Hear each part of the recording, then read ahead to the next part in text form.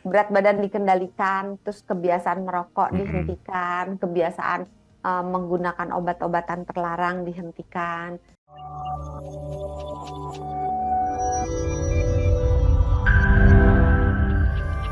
Beberapa hal bisa kita kendalikan nih agar memperkecil faktor resiko. Mari kita bahas dokter, apa saja yang bisa kita lakukan? Ya, kalau yang udah nggak bisa diubah, apa boleh buat? Yang bisa diubah, yang harus diperbaiki. Memperbaikinya ya tadi faktor resikonya kan kegemukan. Mhm.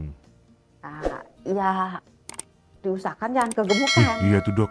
Masa dengan pola makan yang sama, saya nggak turun dok, gimana dong? Saya sedih loh ini. Kita bahas setelah Kan jeda ya dok. nanti marah lagi katanya curcol doang gitu. Ya, Nah, oke. jadi berat badan dikendalikan, terus kebiasaan merokok Mm-mm. dihentikan, kebiasaan menggunakan obat-obatan terlarang dihentikan. Kemudian menjaga kalau memang punya penyakit diabetes, punya penyakit hipertensi, maka itu dijaga supaya hmm, Terkendali. angka-angka di labnya, ya, angka-angka di labnya terkendali. Jadi kalau Mhm. diabetes misalnya target pengobatannya sekian, ya itu harus dicapai. Hipertensi target pengobatannya tensinya sekian, ya itu harus dicapai. Nah, target ini bisa berbeda pada setiap orang, tergantung jeroannya seperti apa. Ya, Biasanya ya. semakin buruk jeroannya, misalnya, oh dia ada bekas mungkin pasang ring dan sebagainya, maka angka tensi yang ditargetkan mungkin akan lebih rendah daripada orang yang nggak ada apa-apa sih, dia cuma Mhm. hipertensi Mhm. doang gitu. Nah, target ini bisa dibicarakan ke dokter yang merawat. Kemudian kalau misalnya punya kolesterol yang berlebih, maka kolesterolnya harus dikendalikan gitu. Atau mungkin dia punya pengentalan darahnya harus dikendalikan. Ya, atau oh dia nggak pernah gerak gitu ya, harus aktif bergerak dan mulai olahraga gitu. Sebenarnya cara-cara untuk mencegah mini stroke itu adalah menjalankan gaya Ya, hidup ya, yang sehat ya, gitu. ya. Pertanyaan berikutnya adalah untuk mereka-mereka yang tinggal bersama dengan orang yang memiliki faktor resiko dan ini terjadi, bagaimana mengenalinya dan bagaimana apa yang harus dilakukan? Nah, sebetulnya agak sulit karena penyakit ini menyerupai juga sakit-sakit yang lain gitu. Misalnya, oh mirip dengan meningitis, mirip juga dengan gula yang turun gitu. Dan mirip juga dengan stroke gitu. Karena bedanya cuman kalau stroke itu terjadinya permanen, Mhm. kalau mini stroke terjadinya tidak permanen, Mhm. dia cepat pulih dalam waktu kurang dari 24 jam dan tidak menimbulkan kerusakan yang sifatnya menetap pada otak gitu.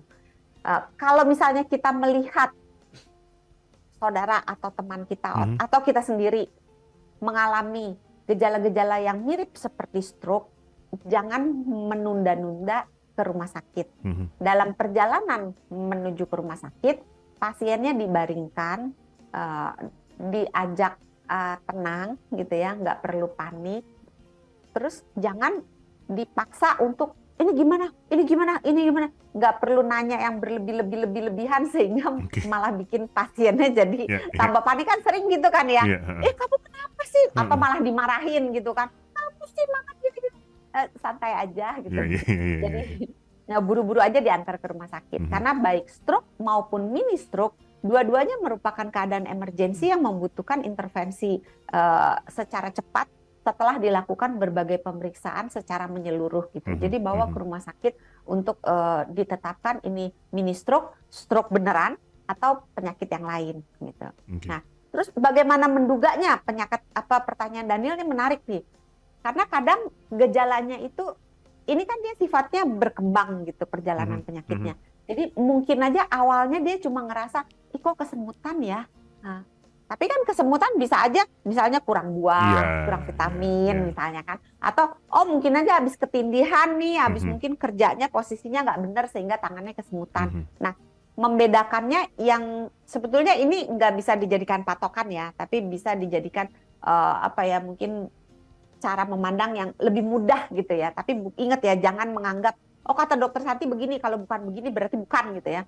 Nah, pada umumnya mini stroke maupun stroke itu menyerang setengah dari tubuh.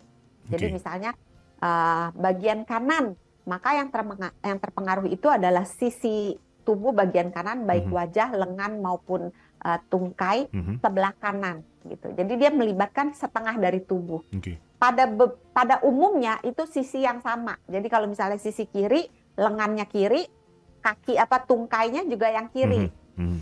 Tapi pada beberapa kasus yang jarang dia bisa menyilang. Jadi misalnya lengannya yang kanan, kakinya tungkainya yang kiri